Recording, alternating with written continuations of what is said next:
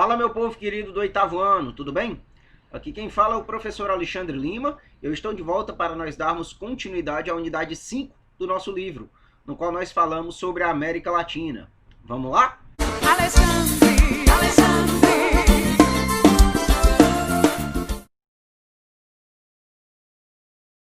Meus queridos, falando agora sobre a chamada América Andina, eu vou ver justamente essa porção do continente americano composta por Venezuela, Colômbia, Equador, Peru, Bolívia e Chile. A Cordilheira dos Andes é um dos elementos mais marcantes da paisagem desses países. Como a gente bem pode observar nesse mapa topográfico, os países andinos, como a gente bem pode perceber, eles vão ter justamente em comum a extensa chamada Cordilheira dos Andes, como a gente bem pode observar. Tudo bem? A gente vai perceber, por exemplo, aqui o território venezuelano com parte dessa cordilheira, vai ver o território colombiano, o território equatoriano, peruano, o território chileno, boliviano, tudo bem? Então, o que é que acontece? Essa classificação de andina vai se referir justamente ao fato, desses países terem em comum a Cordilheira dos Andes no seu território. Um ponto muito importante de nós observarmos a respeito dos Andes é justamente a importância que essa região vai ter na hidrografia, ou seja, nas águas da América do Sul, já que essa região vai funcionar como um divisor de águas. Os rios que nascem na porção oeste da Cordilheira dos Andes vão ser pouco extensos, vão correr sobre terrenos íngremes e vão desaguar aqui no Pacífico. Como a gente pode observar aqui, por exemplo, nesse mapa topográfico. Os rios que vão ficar mais aqui a oeste aqui da Cordilheira dos Andes, eles meio que imediatamente não vão percorrer tanto até chegar aqui no Oceano Pacífico. Já os rios aqui do lado leste, a gente vai ter uma diferenciação. Afinal de contas, eles vão apresentar uma maior extensão, vão correr em terrenos mais planos, tudo bem? E vão desaguar ali no Oceano Atlântico. Outro ponto muito importante é que essa cordilheira também vai influenciar no clima do continente sul-americano. E esses países da América Andina vão ter em comum justamente seus aspectos históricos culturais, como a forma de colonização, a colonização majoritariamente por espanhóis e a língua oficial espanhola, consequentemente. Com população formada principalmente por etnias indígenas e mestiças. Seus países mantêm muitos costumes e tradições das sociedades pré-colombianas, principalmente os chamados Incas, que habitavam essa região aqui da Cordilheira dos Andes e, consequentemente, se espalhou por esses países da região andina. Em termos econômicos, a América Andina ela vai se destacar pela exploração dos recursos minerais e energéticos, como cobre, estanho, petróleo e gás, e por uma agricultura diversificada, o cultivo de vários vegetais, como café, como banana, cana-de-açúcar, trigo, entre outros. Um ponto muito importante, é que esses produtos geralmente vão ser cultivados em grandes propriedades. Tudo bem? Que a gente vai observar aqui basicamente uma vista da Cordilheira dos Andes no território chileno, que observa aqui a grande cidade aqui, na cidade de Santiago, capital do Chile, aqui no primeiro plano da imagem, e ao fundo a gente já vê ali a presença da Cordilheira dos Andes nessa foto. Tudo bem? E agora, analisando alguns países dessa região da América Andina, um deles é a Bolívia, um país que, primeiro ponto, vai ter duas capitais.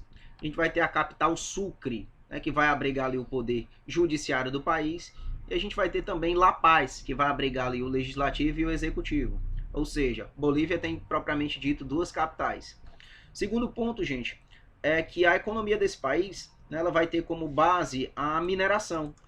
Essa atividade mineradora vai ser considerada a principal atividade econômica boliviana. Afinal de contas, esse país ele vai possuir isso aqui, jazidas de estanho, tornando a Bolívia um dos maiores produtores e exportadores desse metal, muito utilizado para a produção de ligas metálicas, aquela solda que a gente vê nos componentes eletrônicos. E outro ponto importantíssimo, a riqueza da Bolívia no que diz respeito a isso aqui, jazidas de petróleo, mas principalmente de gás natural. Outro ponto bem detalhista também que a gente pode observar é que existe justamente um gasoduto. O que é um gasoduto, professor? Basicamente uma tubulação que vai fazer o transporte desse gás natural de Bolívia, daqui de Rio Grande, na Bolívia, até a cidade de Canoas, no Rio Grande do Sul. Um gasoduto extremamente importante para o abastecimento do nosso país no que diz respeito à sua oferta de gás natural. Além da atividade mineradora, a gente vai ver também o cultivo de café e cana-de-açúcar, entre outros vegetais. Também o polêmico cultivo da coca, né? A coca, que de certa forma é um vegetal que ele é muito utilizado pelas pessoas que moram ali na região andina, tanto pelas propriedades medicinais, né, muito utilizado ali desde milhares de anos atrás, né, como também pelo fato de contribuir para a vivência nessas regiões aí mais altas desse território andino, né, principalmente em virtude ali da altitude da Cordilheira dos Andes. No entanto, esse mesmo material que tem propriedades medicinais, esse mesmo material que ele é muito utilizado pelo povo dessa região para fazer alguns outros derivados dele, também é o mesmo utilizado para também a produção de drogas, né? A chamada cocaína. Ela é justamente produzida a partir da pasta base, né, da coca, né, dos derivados da coca. E aí o que é que vai acontecer a partir disso? Essa região da Bolívia vai apresentar algumas áreas de cultivo ilegal, onde alguns traficantes vão financiar pequenos agricultores para que eles venham produzir a coca, para que se tenha um aproveitamento voltado para o mercado de entorpecentes, né, completamente ilegal. E sobre o Chile, né, o que temos para observar a respeito do Chile? Primeiro ponto, né, o Chile, assim como os países da América Andina, vai ter em comum também a sua localização aqui na Cordilheira dos Andes. Ponto importante, também vai ter saída aqui para o Oceano Pacífico. Um detalhe também, né, bem interessante desse país é a sua extensão territorial, bem peculiar. Afinal de contas, o Chile ele vai ser um país bem estreito. Sua largura ele vai ser cerca de 175 quilômetros, enquanto sua extensão norte-sul ela vai ter aí mais de cerca de 4.300 quilômetros. Eu só não entendi muito. Observe esse mapa. A gente vai observar o seguinte: o Chile ele vai ser um país, ó, como a gente bem pode observar, bem estreito, né, no sentido oeste-leste, como a gente bem pode perceber aqui. No entanto, no sentido norte-sul, a gente vê aqui, ó, essa extensão chilena. Eu tenho um amigo que ele é bem altão e magão, ó, o apelido dele é justamente Mapa do Chile, em virtude disso aqui. Não esqueçam desse meu amigo na hora da prova, caso eu venha cobrar. Detalhe importante: essa extensão norte e sul do Chile vai fazer com que esse país tenha uma grande variedade climática e vegetacional. Justamente em virtude ó, de eu ter uma grande extensão norte e sul, né, que vai me dar aí uma certa variedade no que diz respeito à minha posição geográfica nas regiões térmicas do nosso planeta. Agora, analisando os seus aspectos econômicos, eu vou perceber justamente aqui na agricultura que no Chile eu vou ter o destaque para o cultivo de frutas e cereais típicos de climas mais frios, principalmente ali naquela porção mais ao sul do Chile, né? E também um importante produtor de vinhos, né? Os vinhos chilenos também são muito apreciados no mercado internacional. Outro ponto muito importante é a questão da atividade de mineração no Chile. Afinal de contas, a gente percebe que o Chile ele é o maior produtor mundial de cobre, né? Tendo uma fatia de 28% do total mundial. Principal produto de exportação do país. Apresenta também importantes jazidas de prata, ouro, ferro e carvão. Tudo bem? Falando agora da Colômbia, a gente percebe que o seguinte: 2/3 do território da Colômbia são cobertos pela floresta amazônica. Ou seja, uma grande parte desse território, né, vai ser meio que inabitável, né, nos moldes urbano-industriais como a gente bem conhece. O restante do território ele é ocupado pela Cordilheira dos Andes e pelas regiões costeiras, onde aqui, nessas regiões, pela facilidade de ocupação, eu vou ver que 90%, né, da população colombiana vai habitar, principalmente se concentrando em cidades como Bogotá, capital do país, Cali, Medellín, Barranquilha e Cartagena. Tudo bem? A Colômbia é o segundo maior produtor mundial de café. Café colombiano, meu filho, no grau. E também se destaca no cultivo de banana e cacau. O país tem as maiores reservas de carvão mineral da América Latina. O setor industrial abrange principalmente indústrias químicas, madeireiras, têxteis, alimentícia, de máquinas e de couro. Tudo bem? Ponto importante também para a gente analisar a respeito da Colômbia é justamente o período no qual esse país enfrentou, né, meio que a violência urbana, principalmente fruto de duas coisas. Primeiro ponto, tráfico de drogas, né, com os cartéis de drogas comandados principalmente pelo narcotraficante Pablo Escobar, já morto ali na década de 90, e também pelas chamadas forças armadas, revolucionárias da Colômbia, né, que surgiu ali na década de 60 para tentar meio que combater as desigualdades sociais, implantar o socialismo, assim como Cuba fez, né, a chamada Revolução Armada, que, no entanto, como não conseguiram de fato chegar ao poder, né, meio que realizavam essas suas manifestações das formas mais brutais possíveis, né, como atentados à bomba, ataques armados, sequestros, assassinatos, né? Sequestros de pessoas famosas, inclusive, políticos, entre outros. Ou seja, a violência na Colômbia, ali entre os anos 50 e os anos 2000, foi assim, extremamente alarmante em virtude do seu teor meio que absurdo, né? Bem perigoso mesmo. No entanto, né, de lá para cá a gente vai ver, por exemplo, a contenção, a repressão do governo em cima dos cartéis de drogas, que ainda existem no território colombiano, porém não com a mesma atuação de antes, e também, né, sob a ação das Forças Armadas Revolucionárias da Colômbia. Essas Farc, como eu falei anteriormente, essas Forças Armadas Revolucionárias da Colômbia, inclusive, né, ali por volta de 2016, fizeram um acordo com o governo colombiano que levou ao seu desarmamento. Né? Essas forças armadas entregaram as suas armas e se transformaram num partido político. Agora, para lutar pelos seus ideais, meio que nos meios legais, né? Na forma legal da coisa, não mais agora por base da violência. No entanto, detalhe, a gente vai ver também ainda alguns grupos dissidentes das Farc que não aceitaram esse acordo de paz, não concordaram com isso e seguem ainda aí atuando no território colombiano. Outro país dessa região andina é a Venezuela, né, que cabe a nós, num primeiro momento, observarmos 3 pontos. Primeiro, a riqueza desse país no que diz respeito às jazidas para a exploração de petróleo. Segundo ponto, né, quando eu vou ver a ascensão do presidente Hugo Chávez, né, chamado Chavinho, assumindo aqui o poder em 1998, tomando uma série de medidas meio que estatizadoras, semelhantes, né, aos ideais socialistas, onde eu vou ver aqui na Venezuela a chamada reforma agrária, estatização de empresas, que fizeram com que o governo passasse a controlar setores da economia, né, como setores energéticos, transportes, siderúrgico e naval. No entanto, com todo esse controle estatal sobre a economia, eu também vou ter um controle estatal sobre as livres manifestações. Ou seja, de certa forma, a Venezuela é uma ditadura. Com a chegada de Hugo Chávez ao poder, eu vou ver justamente a Venezuela se tornar uma ditadura, já que eu vou ter, primeiro ponto, uma repressão, né, no que diz respeito às manifestações populares. Essas manifestações meio que vão ser sufocadas quando ela vem a acontecer, e uma série de medidas também que o governo vai tomando, meio que segundo seu próprio livre-arbítrio. No entanto, em 2013, o chamado presidente Nicolás Maduro ele vai chegar ao poder, né? E aí, quando esse cara chega ao poder, a gente vai ver justamente uma manutenção dessas políticas do Hugo Chávez. Porém, o que é que vai acontecer?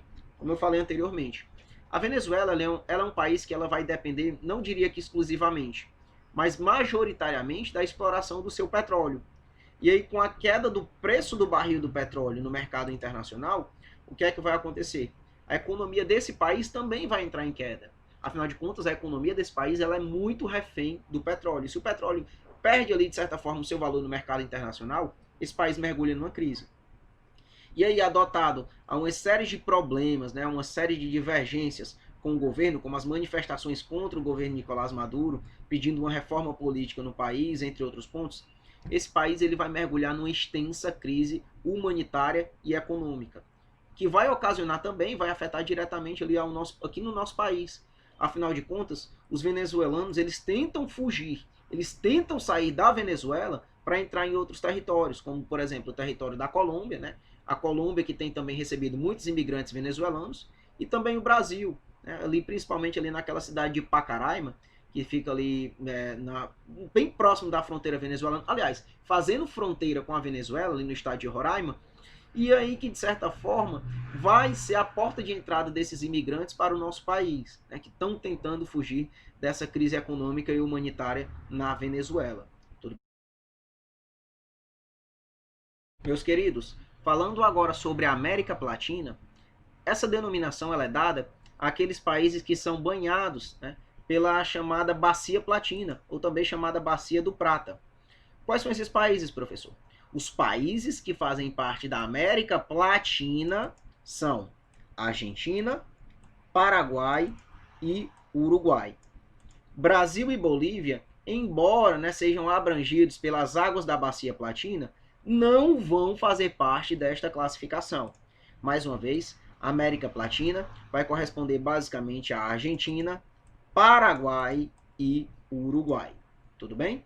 Uma característica muito importante desses países aqui em comum, além de serem banhados, né, pela bacia do Prata, a gente vai ver também a questão desses países terem sido colonizados por espanhóis, né, o idioma espanhol, ou seja, também vão ter, além dessa questão hídrica, né, da bacia do Prata, outros detalhes, outras características que vão assemelhar esses três países. E do Uruguai, terra de Luizito Soares, o que é que a gente tem para falar?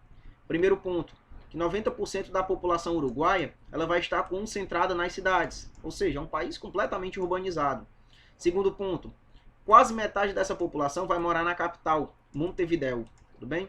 A maioria dos uruguaios vai ser descendente de europeus e uma minoria de origem indígena e africana. Ponto importantíssimo desse país, né? Que ele vai apresentar um dos maiores IDHs da América Latina, ou seja, vai ser um país que vai ter, de certa forma, muita qualidade de vida para a sua população, uma baixa taxa de analfabetismo e uma das mais elevadas rendas per capita dessa região aí da América Latina. E no que diz respeito aos aspectos econômicos do Uruguai, eu vou perceber justamente que esse país, né, vai ter uma atuação muito forte dos setores primários e secundários no seu PIB, ou seja, na produção de todas as suas riquezas, né? No que diz respeito à agricultura, cultivo de arroz, trigo, milho, entre outros vegetais, como a gente pode observar, ele de certa forma ele vai ser bem intenso, mas a maior parte dessa produção ela é exportada ou utilizada como matéria-prima na indústria. Outro ponto também é a pecuária, onde eu vou ter o destaque para a criação de ovinos e bovinos para a produção de lã e carne, tudo bem? Segundo ponto econômico também, né, a atividade do setor secundário, a atividade industrial, onde eu vou ver a maior parte dela se concentrando aqui nas áreas vizinhas aqui de Montevidéu, com destaque principalmente para a indústria têxtil, de tecidos, alimentícia, artigos de couro e de bebidas. No que diz respeito a recursos minerais, o território do Uruguai ele vai ser pobre, né, também, tanto minerais como energéticos. E aí vai fazer com que o país, de certa forma, seja refém de importações. Ou seja, vai fazer com que esse país ele tenha a necessidade de comprar esses recursos minerais e energéticos de outros países. Principalmente o petróleo. Outro fator também que contribui muito para a economia uruguaia é a questão do turismo, né, que ele tem crescido cada vez mais, principalmente na recepção desses uruguaios de turistas brasileiros, argentinos e também da Europa. E do Paraguai, gente, o que é que a gente tem para falar? Primeiro ponto, assim como a Bolívia, o Paraguai ele não tem saída para o mar, para nenhum dos oceanos, né? Nem o Pacífico a oeste, nem o Atlântico a leste. Então o que é que vai acontecer? Esse país ele vai ser muito refém do seu modal rodoviário. Quando se trata, por exemplo, de um transporte de cargas mais intenso, os paraguaios acabam realizando o aproveitamento de portos de países vizinhos, né? Como o Porto de Paranaguá, aqui no Brasil, e também faz o aproveitamento aqui do Rio Paraná, que ele vai ser navegável até o Oceano Atlântico, com acesso aos portos de Buenos Aires, na Argentina, e também o porto de Montevidéu, no Uruguai. O Rio Paraguai, principal afluente do Rio Paraná, que banha também aqui o território brasileiro, ele percorre todo o território paraguaio de norte a sul, dividindo o país nas regiões ocidental e oriental. Detalhes de cada uma dessas regiões. Ocidental, pouco povoada, e nela eu vejo justamente o desenvolvimento de atividades do setor primário, como a pecuária, criação de bovinos e também o cultivo de algodão. Tudo bem? Na região oriental, eu vou ver justamente uma região de planícies com solos férteis e úmidos, favorecendo o cultivo de algumas culturas, né, geralmente também voltadas para exportação, como o trigo, o milho, tabaco, soja, entre outros. Outra fonte de renda para o Paraguai, muito importante, diga-se de passagem, é justamente a que vem da exploração da energia elétrica no país, produzidas pelas usinas de Itaipu e de Aciretá. A primeira, produzida em parceria com o Brasil, e a segunda com a Argentina. Detalhe muito importante aqui para Itaipu é que em 1973, os dois países, Brasil e Paraguai, assinam o chamado Tratado de Itaipu, que vai definir o aproveitamento hidrelétrico do Rio Paraná pelos dois países. Atualmente, a usina fornece cerca de 15% da energia consumida no nosso país, né, e 86% da que é consumida no Paraguai. Tudo bem? Ou seja, a gente vê também, né, a questão das hidrelétricas sendo uma importante fonte de recursos financeiros para esse país. Falando agora da Argentina, né, terra do nosso querido Lionel Messi, mas que não chega nem aos pés do Clebão do Ceará, nem ao Oswaldo do Fortaleza. O que é que a gente tem para falar sobre a Argentina? Primeiro ponto, população da Argentina e cerca de 44 milhões de habitantes, que vão se concentrar principalmente na capital, Buenos Aires, e nos seus arredores, tudo bem? O território argentino vai possuir uma grande diversidade de paisagens. Eu vou ver, por exemplo, a porção central, abrigando importantes cidades como Córdoba, Mar del Plata e Buenos Aires, e a atividade industrial do país com indústrias siderúrgicas, automobilísticas, química, têxtil, petroquímica e metalúrgica. As características climáticas e o relevo predominantemente plano, retinho, né, favorecem o desenvolvimento da agricultura, em especial de milho, algodão, soja e cana-de-açúcar, tanto para exportação como também para o abastecimento interno.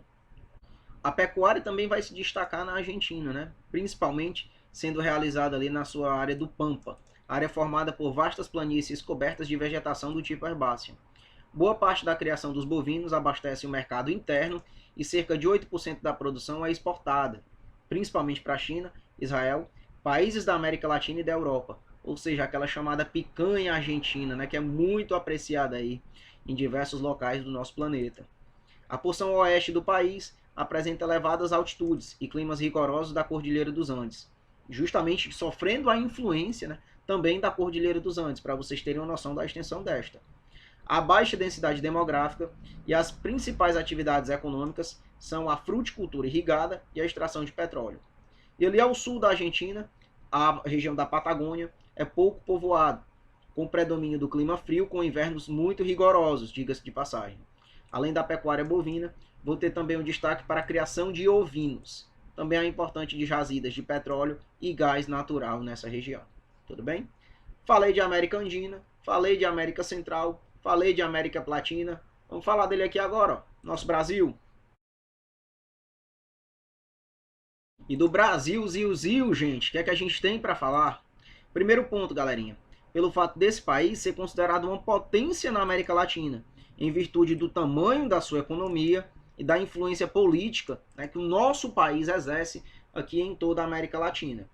Nos aspectos econômicos, a gente percebe o seguinte: no setor agropecuário, que compõe o setor primário da economia, as atividades primárias, né, esse setor ele vai representar aqui, ó, cerca de 6% do PIB do nosso país, ultrapassando 20% quando consideramos as atividades do setor agropecuário ligadas com o agronegócio. Ou seja, vamos somar logo como um todo, né? Percebam o seguinte: a atividade da agricultura, da pecuária, também quando estas são aproveitadas, né, ali nos moldes industriais, naquilo que a gente chama de agronegócio, essa atividade vai simplesmente resultar em 20% de todas as riquezas produzidas no nosso país, ou seja, de todos os recursos financeiros do nosso país. O setor corresponde basicamente a 40% de tudo que é exportado pelo nosso país, com destaque principalmente para a soja, tudo bem? Além da soja, né, outros vegetais cultivados aqui, a gente vai ter aqui o café, o açúcar, o milho e produtos da pecuária, né, com tudo aquilo que é aproveitado a partir dos derivados aqui da atividade pecuária, tudo bem? Ponto importante a respeito das indústrias do nosso país. A gente pode salientar justamente a questão da concentração urbano-industrial na região sudeste, aqui nos estados de São Paulo, Minas Gerais e Rio de Janeiro, principalmente. O Espírito Santo, ele, de certa forma, não teve tanta relevância nesse aspecto quanto esses três. No entanto, a gente percebe o seguinte, né? Esses três estados concentraram aí, desde o período de industrialização brasileira, uma maior atuação, uma maior presença dessas indústrias, né? Eles foram um berço dessa atividade industrial. Consequentemente, até os dias atuais, eles meio que ainda vão ter grande parte das indústrias brasileiras. No entanto, ali por volta da década de 90, o nosso país ele vai passar pelo processo chamado de desconcentração industrial. O que é isso? Quando eu tenho a transferência de unidades de produção para outras localidades e pela diminuição do ritmo de crescimento. Muita atenção agora. Eu falei para vocês que a região sudeste do país ela vai abrigar a maior parte das indústrias brasileiras justamente resultado de um processo de concentração industrial. Ou seja, desde o surgimento das indústrias no país, esses 3 estados, principalmente São Paulo, né, foram basicamente o berço, né, foram basicamente o local onde as indústrias procuravam se estabelecer. Mas o que é que acontece aqui dos anos 80, 90 até os dias atuais? O fenômeno da desconcentração industrial. Ou seja, as indústrias começam a sair aqui de São Paulo e migrar para outros estados, né? Principalmente o nosso. O nosso estado ele tem recebido uma atividade industrial ali da década de 80 para cá, justamente fruto de indústrias que saíram daqui da região sudeste, né, para cá. Elas procuram outras regiões onde eu vou ter incentivos fiscais, onde eu vou ter vantagens, assim como naquela relação México-Estados Unidos. Outros estados, né, outras regiões, ofereceram vantagens e falaram assim, vem para cá, indústria, chega aqui, vem trabalhar aqui, eu te dou essas vantagens. E muitas dessas indústrias aqui da região sudeste foram para outros estados em busca dessas vantagens. Tudo bem? No entanto, a região sudeste continua aí firme e forte no que diz respeito às atividades industriais e também atividades do setor terciário. E o nosso país, gente, né, por mais que ele apresente aqueles problemas que a gente bem conhece na nossa realidade de brasileiro, ele vai ter uma grande importância no cenário global. Nosso país ele é considerado um país emergente, ou seja, nós estamos caminhando para o crescimento para nos tornarmos uma grande potência, né, segundo alguns estudiosos econômicos, entre outros. E assim como o Brasil tem essa importância no cenário global, outros países semelhantes ao Brasil nesse aspecto de buscar esse crescimento, né, como Rússia, como Índia, como China, como África do Sul, meio que de certa forma perceberam que eles têm essa semelhança. E aí vão justamente formar a parceria dos BRICS, né, que vai corresponder basicamente a este bloco que vai englobar Brasil, Rússia, Índia, China e África do Sul. Professor, é BRICS, cadê a África aí? Cara, porque é o seguinte, BRICS, eu tenho basicamente uma sigla com as letras, né, vindo dos nomes em inglês de cada um desses países. Brasil, Rússia, Índia, China, né, e South Africa. Ou seja, por isso que a nomenclatura é BRICS. Tudo bem? E a partir disso, o BRICS vai englobar essas chamadas economias emergentes, né? E outros pontos também que esses países que fazem parte do BRICS vão apresentar vão ser justamente territórios com grandes dimensões, elevado número de habitantes e crescente importância mundial. Se a gente juntar todos os países do BRICS, eles vão corresponder a cerca de 24% da riqueza do planeta, né, do PIB mundial. E com essa perspectiva de crescimento em conjunto, né, além do aumento das exportações do Brasil, a aproximação do Brasil com os países do BRICS reduz a dependência em relação a economias desenvolvidas, principalmente os Estados Unidos. Ou seja, o Brasil não necessariamente vai ter ali só os Estados Unidos como parceiro comercial, né? Eu vou ter agora outros países para poder estabelecer relações assim mais firmes. Em 2017, cerca de 12% das exportações brasileiras tiveram como destino os Estados Unidos e 25% os países do BRICS, das quais 21% foram para a China, tornando a China hoje, certo? Tornando a China hoje o nosso maior parceiro comercial. Meus queridos, finalizamos por aqui a nossa aula. Façam as atividades propostas na nossa plataforma online e, em caso de dúvidas, me procurem nos horários do Plantão Tira Dúvidas. Até lá, um grande abraço, fiquem com Deus e tchau, tchau.